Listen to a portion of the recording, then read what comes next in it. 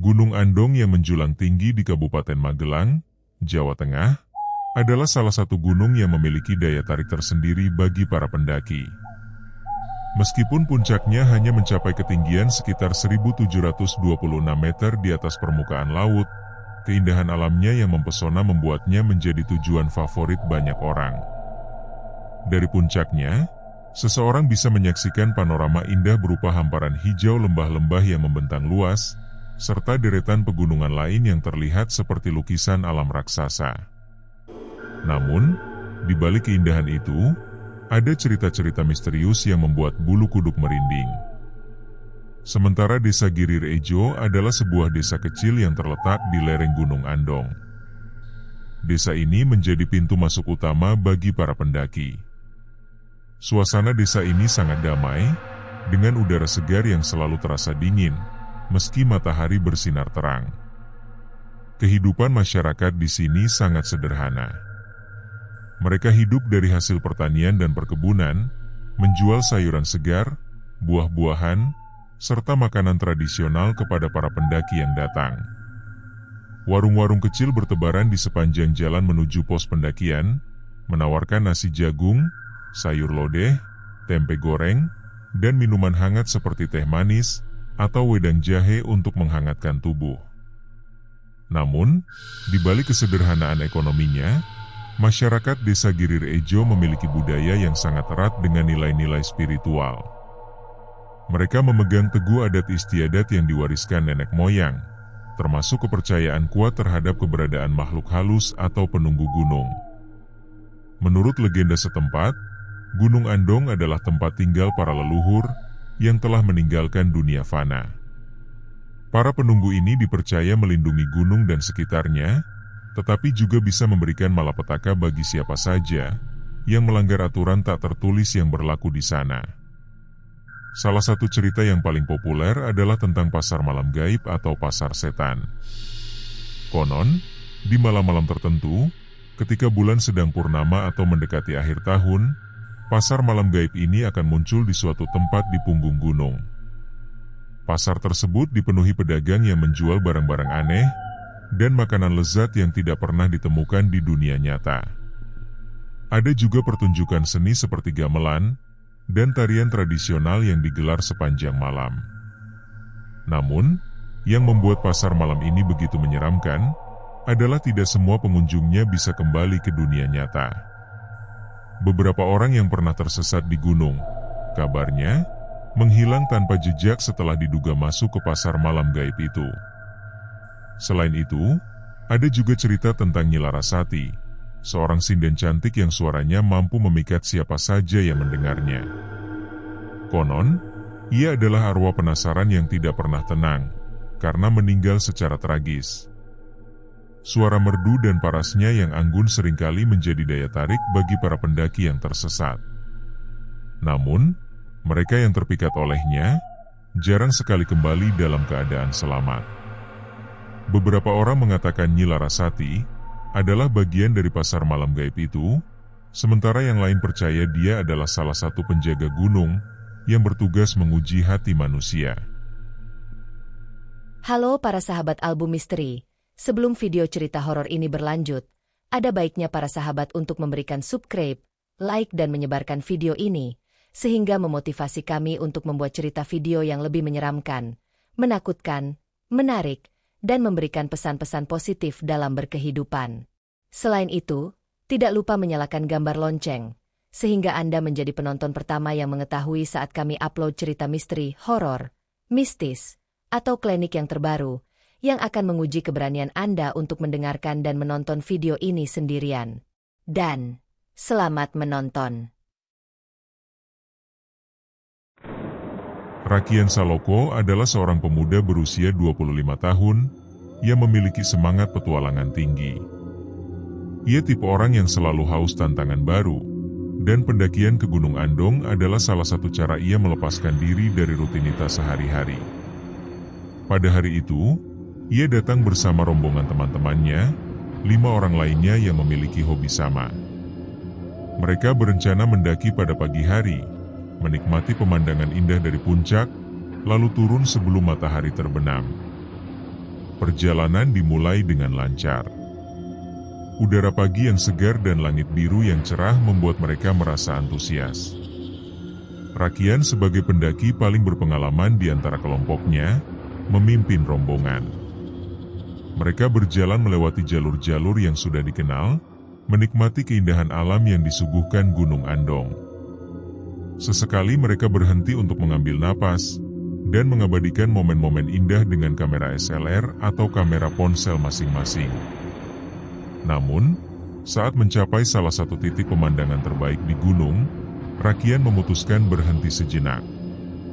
Ia ingin mengambil beberapa foto pemandangan yang menurutnya sangat indah. Sementara teman-temannya melanjutkan perjalanan, ia tetap tinggal di sana, asyik dengan kameranya.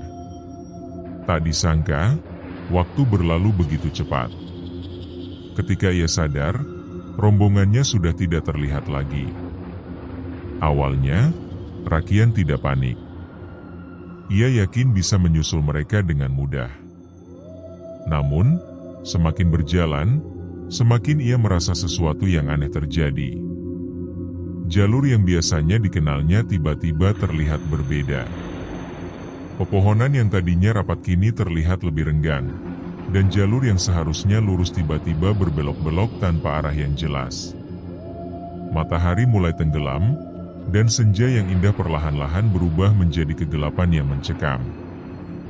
Dalam kebingungannya, Rakian menemukan sebuah desa kecil dengan gemericik suara air sungai yang menciptakan rasa damai dan nyaman. Desa itu tampak ramai, dengan banyak orang berlalu lalang. Ada pedagang yang menjajakan dagangannya, anak-anak yang bermain, dan bahkan sebuah panggung besar di tengah desa. Di atas panggung, sebuah pertunjukan gamelan sedang berlangsung, dengan suara musik yang ritmis dan menggetarkan jiwa. Seorang sinden cantik bernama Nyi Larasati tampak memukau para penonton, dengan suaranya yang merdu saat melantunkan tembang-tembang Jawa. Rakian yang awalnya hanya ingin mencari tempat untuk beristirahat sejenak, tiba-tiba terpesona oleh suasana yang ada. Suara gamelan dan tembang sinden itu begitu memikat, membuatnya lupa akan kebingungannya. Ia pun duduk di antara kerumunan penonton, menikmati pertunjukan yang tampak begitu nyata.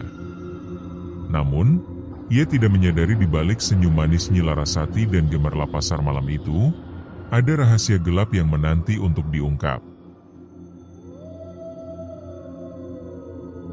Rakian duduk di antara kerumunan penonton, terpesona oleh suara gamelan yang mengalun begitu indah dan ritmis. Suara tembang Nyi Larasati, sinden cantik di atas panggung, seolah-olah membelai telinganya dengan lembut. Ia tidak bisa melepaskan pandangannya dari paras wanita itu. Wajahnya yang anggun, senyumnya yang manis, dan matanya yang berkilauan seperti bintang di malam hari. Setiap kali Nyi Larasati melirik ke arahnya, Rakian merasa jantungnya berdebar-debar. Ada sesuatu dalam tatapan matanya yang membuatnya merasa seolah-olah dirinya satu-satunya pria di dunia ini. Namun, meskipun suasana pasar malam itu tampak begitu nyata, ada sesuatu yang aneh yang mulai menyelinap ke dalam pikiran Rakian. Udara di sekitarnya terasa lebih dingin daripada biasanya, bahkan untuk ukuran Gunung Andong yang terkenal dengan hawa dinginnya. Api unggun yang menyala di beberapa sudut desa tampak bergetar dengan cara tidak wajar, seolah-olah angin tak kasat mata sedang menari-nari di sekitarnya. Selain itu, para pedagang dan pengunjung pasar malam itu memiliki wajah-wajah yang samar, seperti bayangan yang kurang fokus. Mereka tersenyum, tertawa, dan berbicara, tetapi suara mereka terdengar redup, seperti datang dari kejauhan. Meski demikian, Rakian mencoba mengabaikan perasaan aneh itu. Baginya, semua ini mungkin hanya efek dari kelelahan setelah seharian mendaki. Ia memutuskan untuk menikmati pertunjukan dan melupakan kebingungannya sejenak. Namun, ketika pertunjukan gamelan mulai mencapai puncaknya, tiba-tiba ada seseorang yang menepuk pundaknya pelan. Rakian menoleh dan mendapati seorang pria sepuh dengan janggut menyentuh dada, tengah berdiri di belakangnya. Pria itu mengenakan pakaian tradisional Jawa, dengan kain batik yang membungkus tubuhnya, dan belangkon yang terikat rapi di kepalanya. Wajahnya tampak keriput, tetapi sorot matanya tajam dan penuh kebijaksanaan. Di tangannya, ia memegang tongkat kayu yang ujungnya dihiasi ukiran naga kecil.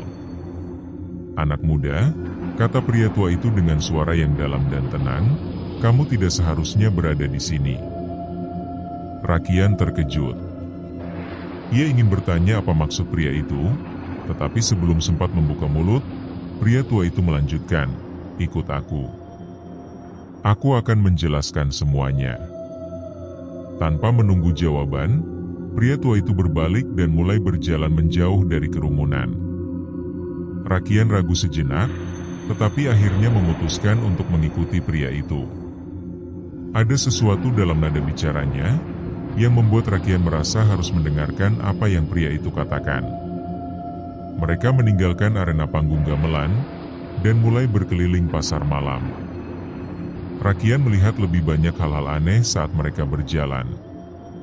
Para pedagang yang tadinya tampak ramah, kini terlihat seperti boneka tanpa jiwa, dengan gerakan yang kaku dan monoton. Beberapa di antaranya bahkan tidak memiliki wajah sama sekali, hanya kepala kosong yang dipenuhi kabut tipis. Rakian merasakan bulu kuduknya berdiri, tetapi ia berusaha tetap tenang. Pria tua itu, yang kemudian memperkenalkan dirinya sebagai Eyang Hasto, mulai berbicara.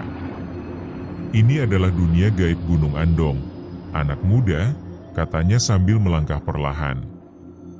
"Kamu telah tersesat masuk ke sini, entah karena kehendakmu sendiri, atau kamu dipanggil oleh mereka." "Mereka?"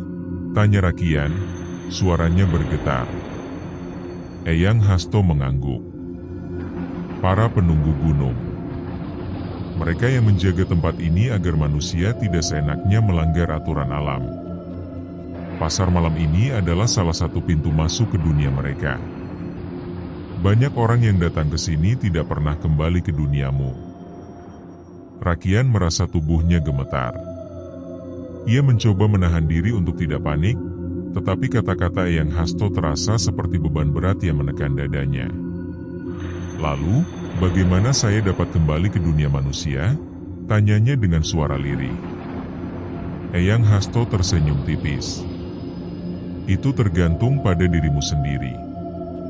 Kebanyakan orang yang masuk ke sini terlena oleh keindahan dan kenikmatan yang ditawarkan. Mereka lupa jika di sini bukan dunia mereka. Tapi jika kamu bisa menjaga hati dan pikiranmu tetap jernih, mungkin kamu masih punya kesempatan." Setelah berkeliling selama beberapa waktu, Eyang Hasto membawa Rakian ke sebuah rumah kayu sederhana yang berdiri di tepi desa. Rumah itu tampak sangat tua, dengan dinding kayu yang lapuk dan atap jerami yang mulai rapuh. Di dalamnya, ada sebuah ruangan kecil yang bersih dan rapi, dengan sajadah yang terbentang di lantai. "Sekarang, kita tunggu waktu subuh," kata Eyang Hasto. "Jika kamu bisa bertahan sampai saat itu, mungkin ada harapan bagimu untuk kembali ke duniamu. Sebelum masuk rumah berwudulah kamu." Di dalam rumah kayu itu, Rakian duduk diam sambil memandangi sajadah yang terbentang di depannya. Eyang Hasto duduk di sudut ruangan, memejamkan mata seolah-olah sedang bermeditasi. Suasana di dalam rumah itu terasa sangat sunyi, hanya ada suara angin yang berdesir pelan di luar. Rakian mencoba mengumpulkan pikirannya. Ia masih sulit mempercayai semua yang terjadi. Semua ini terasa seperti mimpi buruk yang tidak berujung. Namun, ia tahu tidak boleh menyerah. Ia harus bertahan sampai subuh, seperti yang dikatakan Eyang Hasto. Waktu berjalan begitu lambat. Rakian merasa setiap detik terasa seperti jam. Ia mencoba memfokuskan pikirannya pada doa-doa yang sering dibaca, berharap Yang Maha Esa memberikan petunjuk dan perlindungan. Namun, semakin larut malam, semakin kuat pula godaan yang ia rasakan. Tiba-tiba, suara gamelan dari pasar malam terdengar lagi, lebih keras dari sebelumnya. Suara itu seolah-olah memanggilnya, menggoda untuk kembali ke sana. Rakian merasakan tubuhnya mulai bergerak tanpa sadar, seolah-olah ada kekuatan magis yang menariknya kembali ke arena panggung. Ia berusaha melawan, tetapi semakin keras berusaha, semakin kuat pula tarikan itu. "Jangan dengarkan mereka," bentak Eyang Hasto tiba-tiba, suaranya memecah keheningan. "Fokus pada dirimu sendiri. Jangan biarkan mereka menguasai pikiranmu." Rakian tersentak. Ia mencoba menguatkan diri, mengingatkan dirinya tidak boleh terlena oleh suara gamelan dan tembang yang dilantunkan Nyi Larasati. Ia memejamkan mata dan mulai berzikir dengan suara lirih. Perlahan-lahan, suara gamelan itu mulai memudar, dan tubuhnya kembali terasa ringan. Namun, godaan tidak berhenti di situ. Di tengah kegelapan malam, bayangan-bayangan aneh mulai muncul di sudut-sudut ruangan.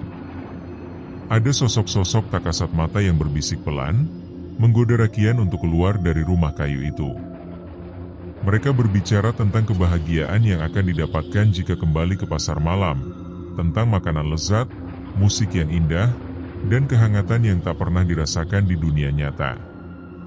Rakian mencoba mengabaikan bisikan-bisikan itu, tetapi kata-katanya begitu manis dan meyakinkan.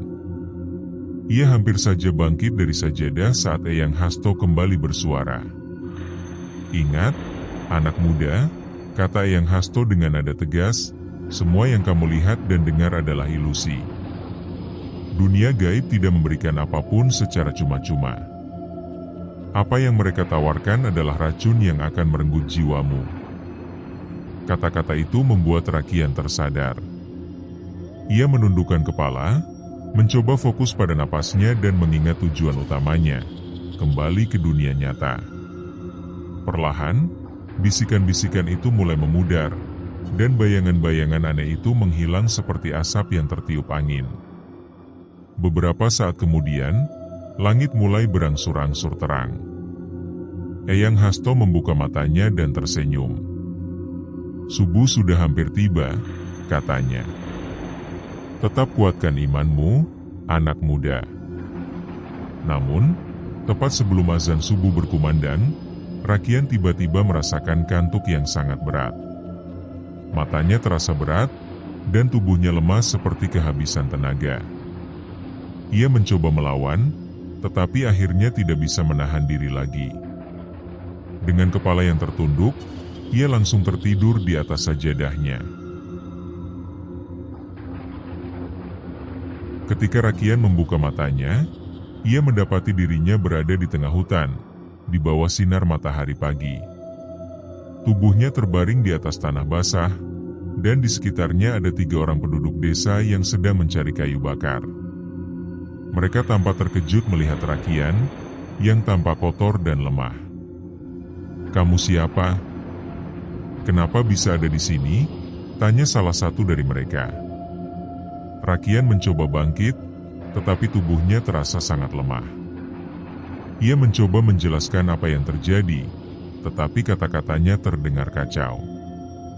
Penduduk desa itu akhirnya membantu Rakian turun dari gunung, menuju pos keberangkatan di desa Giri Rejo, lereng Gunung Andong. Sesampainya di pos itu, Rakian baru mengetahui bahwa ia telah dinyatakan hilang selama 3 bulan oleh keluarga dan teman-temannya.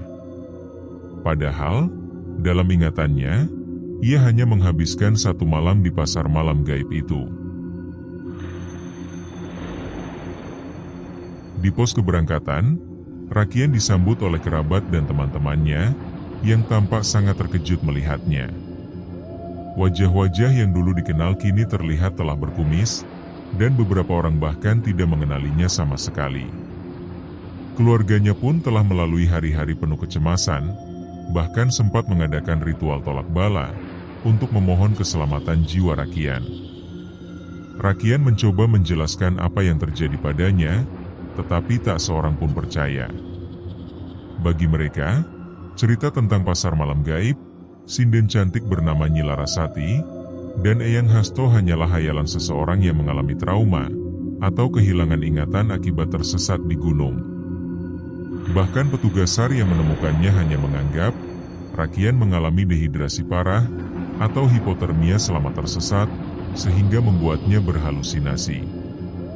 Namun, Rakian yakin semua yang dialami adalah nyata.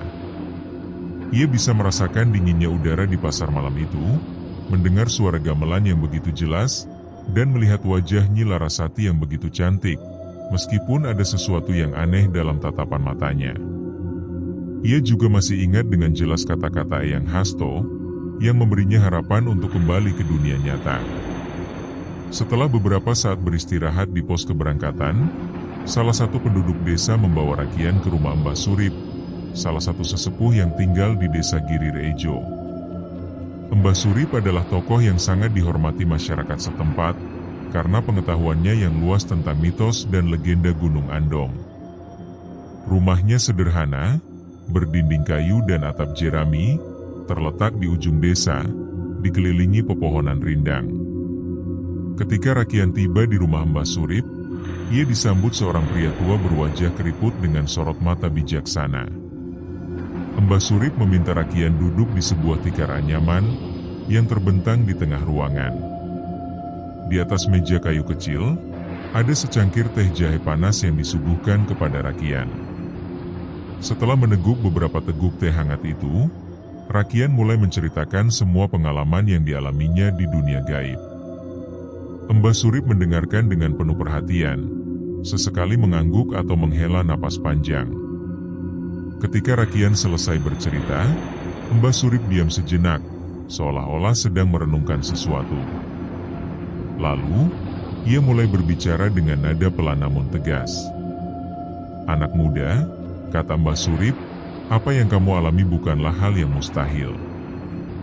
Gunung Andong memang memiliki dunia lain yang tidak bisa dilihat oleh sembarang orang. Pasar malam gaib yang kamu ceritakan itu benar-benar ada. Itu adalah tempat di mana para leluhur dan makhluk halus berkumpul untuk menjaga keseimbangan alam." Mbah Surip melanjutkan, "Nyi Larasati yang kamu lihat adalah arwah penasaran. Konon, ia adalah seorang sinden yang meninggal secara tragis ratusan tahun lalu. Suaranya yang merdu dan parasnya yang cantik seringkali digunakan untuk memikat manusia yang tersesat, agar mereka tidak pernah kembali ke dunia nyata. Namun, kamu berhasil lolos dari godaannya, berkat bantuan Eyang Hasto." "Eyang Hasto?" tanya Rakian, heran. "Siapa dia sebenarnya?" Mbah Surip tersenyum tipis. "Eyang Hasto adalah salah satu penjaga Gunung Andong. Ia adalah roh leluhur yang bertugas melindungi mereka yang tersesat, terutama jika hati mereka masih bersih. Kamu beruntung bisa bertemu dengannya, karena tidak semua orang yang masuk ke dunia gaib itu diberi kesempatan untuk kembali." Namun, Mbah Surip kemudian menatap Rakian dengan ekspresi serius. "Tapi ingat, anak muda, meskipun kamu berhasil kembali ke dunia nyata, konsekuensi dari perjalananmu ke dunia gaib itu tidak akan hilang begitu saja. Ada harga yang harus kamu bayar." Rakian merasa tubuhnya gemetar mendengar kata-kata Mbah Surip. "Apa maksud panjenengan, Mbah? Apa yang harus aku bayar?" Mbah Surip menghela napas panjang. "Dunia gaib tidak pernah memberikan sesuatu secara cuma-cuma. Kamu mungkin telah kembali ke dunia nyata, tapi bagian dari dirimu telah tertinggal di sana. Selama 3 bulan kamu berada di dunia gaib, waktu di dunia nyata berjalan seperti biasa. Tubuhmu yang sekarang ini bukan lagi tubuh yang utuh. Kamu adalah manusia separuh dunia, atau manusia setengah hidup dan setengah mati." Rakian terdiam. Ia tidak bisa memahami sepenuhnya apa yang dimaksud Mbah Surip, tetapi ia merasakan firasat buruk yang menyelimuti hatinya. "Kamu mungkin akan mengalami hal-hal aneh," lanjut Mbah Surip. "Mungkin kamu akan mulai melihat hal-hal yang tidak bisa dilihat orang lain, atau mendengar suara-suara yang tidak ada. Bahkan, mungkin kamu akan mulai kehilangan bayanganmu sendiri. Ini adalah tanda-tanda dunia gaib masih mengikatmu. Rakian merasa nafasnya tercekat. Ia ingin menyangkal semua itu, tetapi dalam hati, ia tahu Mbah Surip tidak berbohong. Ia sudah merasakan sesuatu yang aneh pada dirinya, sejak bangun di hutan pagi tadi. Tubuhnya terasa lebih ringan, seperti tidak memiliki berat. Dan ketika melihat pantulan dirinya di genangan air di pos keberangkatan, ia sempat merasa wajahnya tampak lebih pucat daripada biasanya. "Apa yang harus aku lakukan, Mbah?" tanya Rakian dengan suara bergetar. Mbah Surip menggeleng pelan. "Tidak ada yang bisa kamu lakukan. Ini adalah takdirmu. Yang bisa kamu lakukan hanyalah menjalani hidupmu sebaik mungkin, sambil berharap para penunggu gunung akan membebaskanmu suatu hari nanti." Setelah kejadian malam itu, Rakian menyadari hidupnya tidak akan pernah sama lagi. Namun, alih-alih menjadi korban dari kutukan gaib yang membuatnya kehilangan diri, ia justru diberkati dengan kemampuan luar biasa, sebuah anugerah dari Eyang Hasto sebagai imbalan atas keteguhan hatinya selama di dunia gaib. Ketika Rakian kembali ke dunia nyata, ia menemukan dirinya memiliki kemampuan berinteraksi dan berdialog dengan makhluk-makhluk dunia gaib di pegunungan. Awalnya, Rakian merasa bingung dan takut dengan kemampuan barunya ini. Ia sering mendengar suara-suara halus yang datang dari pepohonan, lembah, atau bahkan angin yang berdesir. Suara-suara itu terkadang membawa pesan, meminta bantuan, atau sekadar memberikan peringatan tentang bahaya yang mengancam pendaki. Pada awalnya, ia mencoba mengabaikannya, tetapi semakin lama, ia menyadari suara-suara itu adalah bagian dari tanggung jawab barunya. Suatu hari, setelah beberapa minggu mencoba beradaptasi dengan kemampuan barunya, Rakian mendapat kabar seorang pendaki muda bernama Adit hilang di Gunung Andong. Tim SAR sudah melakukan pencarian selama 2 hari, tetapi tidak ada hasil. Keluarga Adit akhirnya meminta bantuan kepada Rakian, karena mendengar cerita tentang kemampuan istimewa yang dimiliki setelah tersesat selama 3 bulan di gunung. Ragu-ragu, Rakian menerima permintaan itu. Ia menuju lokasi terakhir Adit terlihat, sekitar area lereng tengah Gunung Andong. Di sana, ia duduk di bawah pohon besar, memejamkan mata, dan mulai bermeditasi. Tak lama kemudian, ia merasakan kehadiran makhluk halus di sekitarnya. Salah satu dari mereka, seorang roh leluhur yang menjaga gunung, berbicara padanya. "Anak muda itu masih hidup," kata roh itu. "Ia tertidur di sebuah gua kecil di sebelah timur. Tapi ia sedang diselimuti ilusi dari dunia gaib. Jika kamu bisa membangunkannya, ia akan selamat." Rakian segera memberitahu tim SAR tentang lokasi gua tersebut. Setelah beberapa jam pencarian, mereka akhirnya menemukan Adit dalam kondisi lemah, tetapi selamat. Berkat bantuan Rakian, Adit berhasil dibawa turun dari gunung dan dirawat hingga pulih. Keberhasilan ini membuat nama Rakian kian dikenal di kalangan pendaki dan masyarakat sekitar Gunung Andong. Banyak orang mulai meminta bantuannya untuk mencari pendaki yang hilang atau menemukan barang-barang yang terjatuh di gunung. Rakian pun mulai memahami kemampuan barunya bukanlah kutukan, melainkan anugerah yang bisa digunakan untuk membantu orang lain. Seiring berjalannya waktu, Rakian semakin mahir dalam berkomunikasi dengan para penunggu gunung. Ia belajar bahwa setiap makhluk gaib memiliki karakter dan tujuan yang berbeda-beda. Ada yang baik hati, seperti Eyang Hasto, yang selalu memberikan panduan dan nasihat. Namun, ada juga yang nakal atau bahkan jahat, seperti roh-roh yang mencoba mempermainkan manusia dengan menciptakan ilusi atau godaan.